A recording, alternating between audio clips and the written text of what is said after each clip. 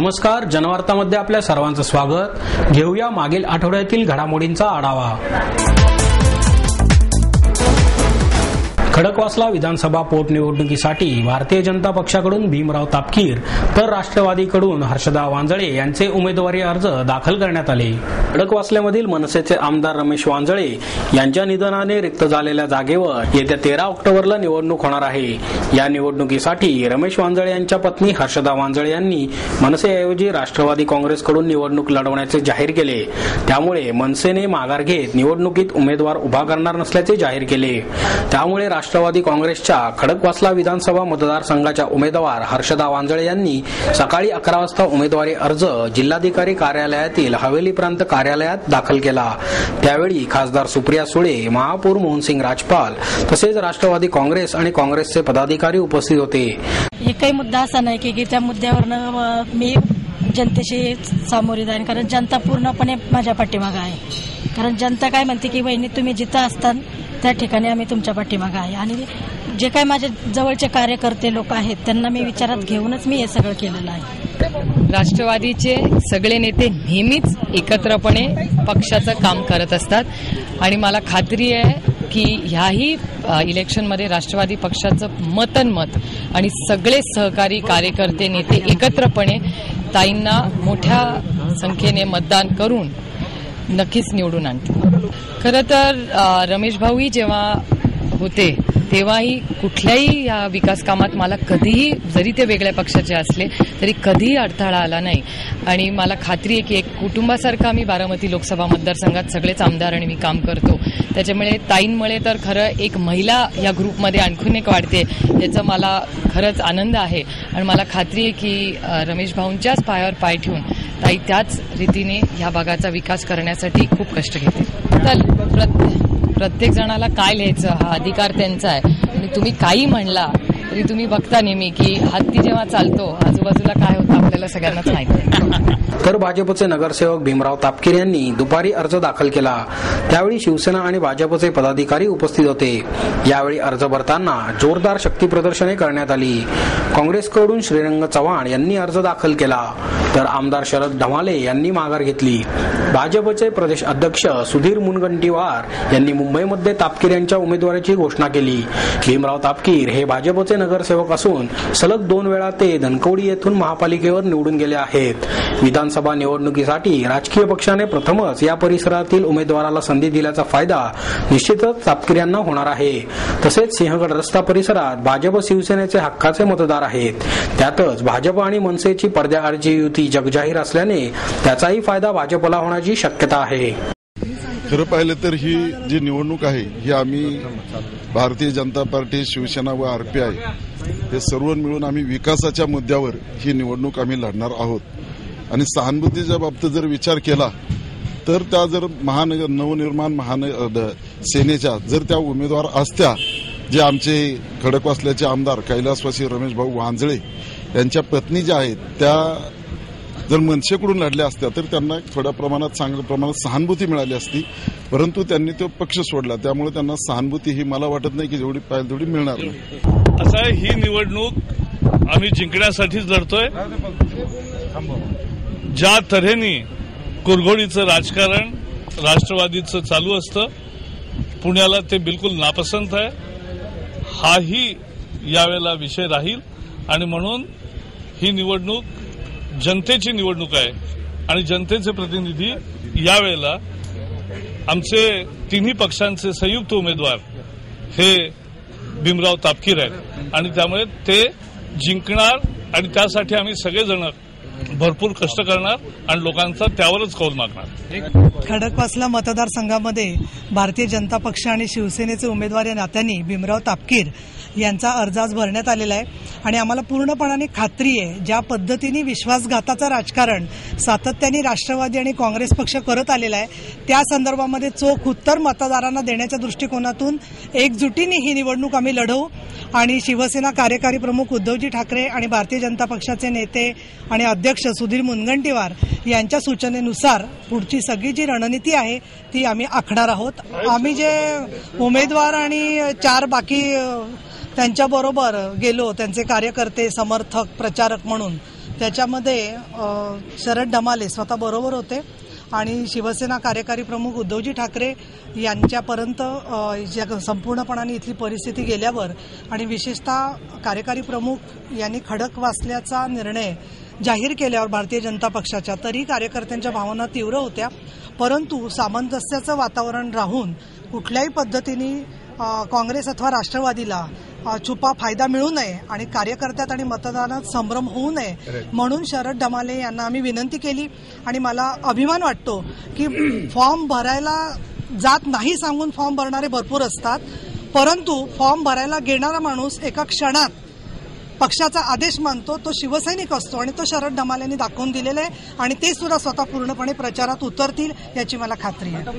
मी अर्ज घेण्यापाठीमागचं एकमेव कारण, मी पूर्वी 2004 ते 2009 पर्यंत मुळशी हवेली विधानसभा मतदारसंघ असताना त्या भागाचा आमदार होतो आणि पर्यायाने मला माझा मुळशी तालुका हा भोरला जो जोडला म्हणजे पुनर्रचनेमध्ये मतदारसंघाच्या, आणि ती पुनर्रचना जी केली खऱ्या अर्थानं ती फार चुकीची केली. म्हणजे पुस्तकी ज्ञान आणि प्रॅक्टिकली ज्ञान त्याच्यासाठी मी त्यावेळेला ऑब्जेक्शन घेतलं होतं, परंतु त्यावेळेच्या इतर राजकीय पक्षांनी, मग राष्ट्रवादी असेल, काँग्रेस असेल किंवा बाकीचे जे काही पक्ष आहेत आणि ते सारखे इकडचे तिकडे उड्या मारणार आहेत त्यांचे लीडर, आणि ते सगळे पुढे आले नाही तिथं आयोगाच्या समोर, आणि मी एकट्याने त्या ठिकाणी ऑब्जेक्शन घेतलं पण ते आयोगाने मान्य केलं नाही.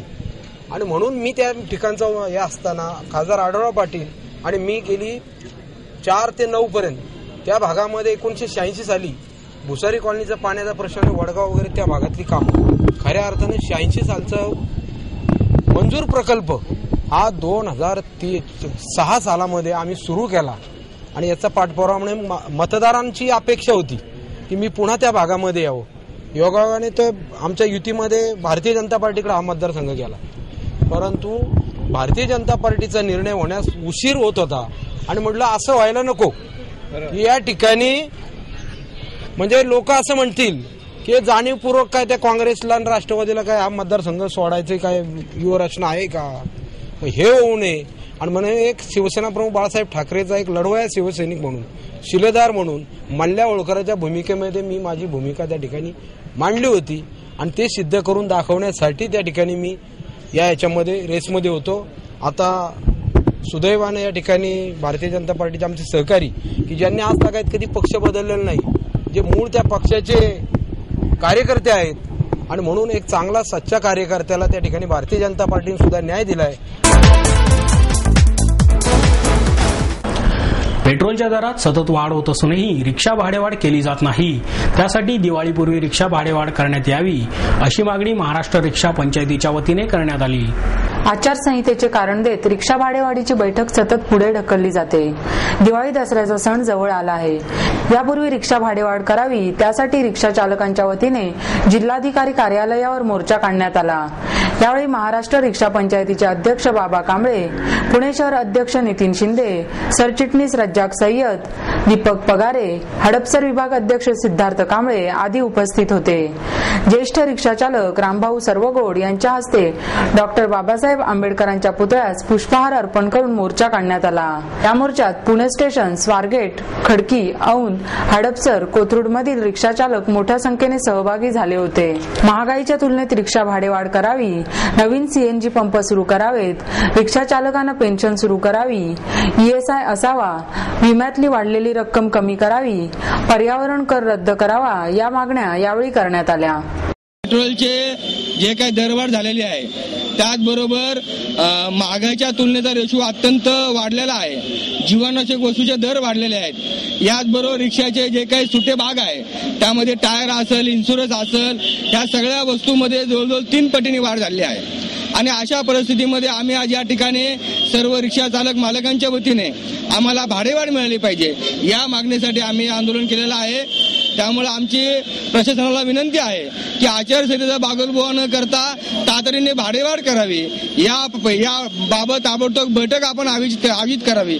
अन्यथा पुढच्या काळामध्ये रिक्षाचालकांचा अंत आपण पाहू नये.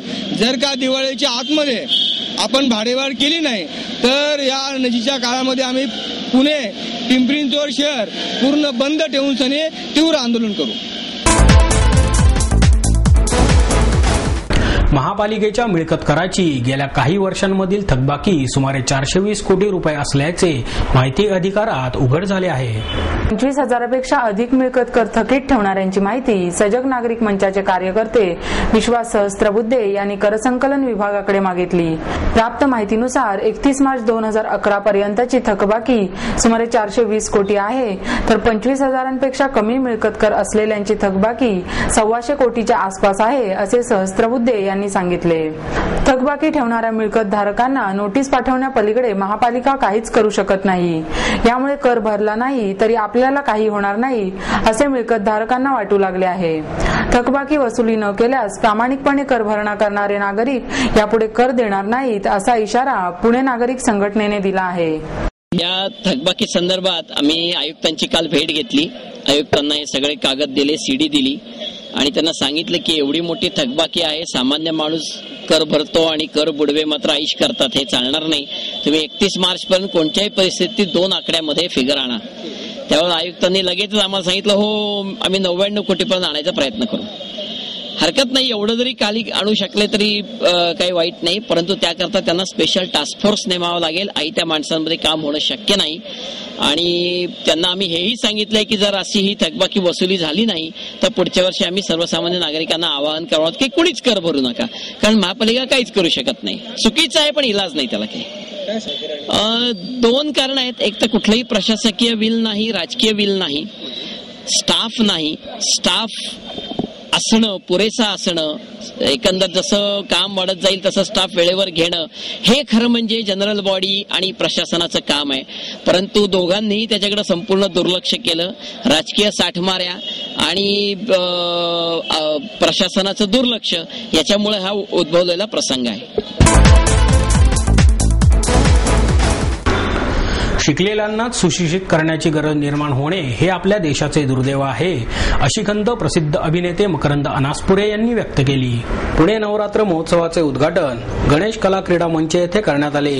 यावेळी बॉलिवूड स्टार तनुश्री दत्ता, वनमंत्री डॉक्टर पतंगराव कदम, महापौर मोहनसिंग राजपाल, उपमहापौर प्रसन्न जगताप, आमदार उल्हास पवार आदी मान्यवर उपस्थित होते. या कार्यक्रमात ज्येष्ठ कवी मंगेश पाडगावकर, कला दिग्दर्शक नितीन देसाई, लावणी सम्राज्ञी सुरेखा कुडची, निर्माते महेश टिळेकर आणि लोककलावंत सिद्धेश्वर झाडबुके यांना श्री लक्ष्मी माता कला संस्कृती पुरस्कार देऊन सन्मानित करण्यात आले. पुढे बोलताना अनासपुरे म्हणाले, आज स्त्री भ्रूण हत्या रोखणे हा विषय गांभीर्याने घेण्याची वेळ आली आहे. गणेशोत्सव, नवरात्रोत्सव यासारख्या उत्सवांचे व्यापारी वा बाजारीकरण होऊ न देता या उत्सवांच्या माध्यमातून अशा गंभीर विषयांबाबत जनजागृती झाली पाहिजे, असेही अनासपुरे यांनी सांगितले. देसाई म्हणाले, पुणे ही माझी कर्मभूमी आहे, त्यामुळेच पुणेकरांसाठी जगातील 7 आश्चर्ये याच भूमीवर साकारण्याची माझी जबाबदारी मी लवकरच पूर्ण करणार आहे. यावेळी मंगेश पाडगावकर म्हणाले, माझं 82 वर्ष संपतंय. तो वरून टकटक आवाज देतोय, तो मला ऐकू येतोय, पण संगीत, शब्द आणि कवितेवर प्रेम करणारी रसिक माणसे जोपर्यंत आहेत तोपर्यंत मी मरायला तयार नाही. अशा शब्दात रसिकांना अंतर्मुख करीत कविवर्य पाडगावकर यांनी रसिकांना जीवनाची मरण येणार म्हणून कोणी जगायचं थांबतं का, जीव पडून प्रेम करायचं कोणी थांबतं का, ही कविता ऐकवत अनेकांच्या चेहऱ्यावर हास्य खुलवले. पुरस्काराविषयी बोलताना ते म्हणाले, बक्षीस मला नेहमीच आवडते. लहानपणी चमचागोटी स्पर्धेत मिळालेल्या 2 पेपरमेंटच्या गोळ्यांची चव अजूनही माझ्या जिभेवर तरळते आहे. महाराष्ट्र भूषण मिळाला, आता ज्ञानपीठ पुरस्कार राहिलाय, तोही मिळेलच अशी आशा व्यक्त करून पाडगावकर म्हणाले, माणूस पण सुंदर करणाऱ्या गोष्टी पुण्याने दिल्या, पुण्याने मला सारे काही दिले आहे, असेही त्यांनी यावेळी सांगितले. यावेळी लोककलावंत राजेंद्र बडगे आणि विनोद धोकटे यांचा देवीचा गोंधळ आणि वाघ्या मुरळी, लावणी सम्राज्ञी सुरेखा कुडची यांची बहादर लावणी, प्राजक्ता माळी आणि कलाकार यांचे भरतनाट्यम शैलीतील काली तांडव यासारख्या बहरदार कार्यक्रमांनी महोत्सवाचे उद्घाटन करण्यात आले.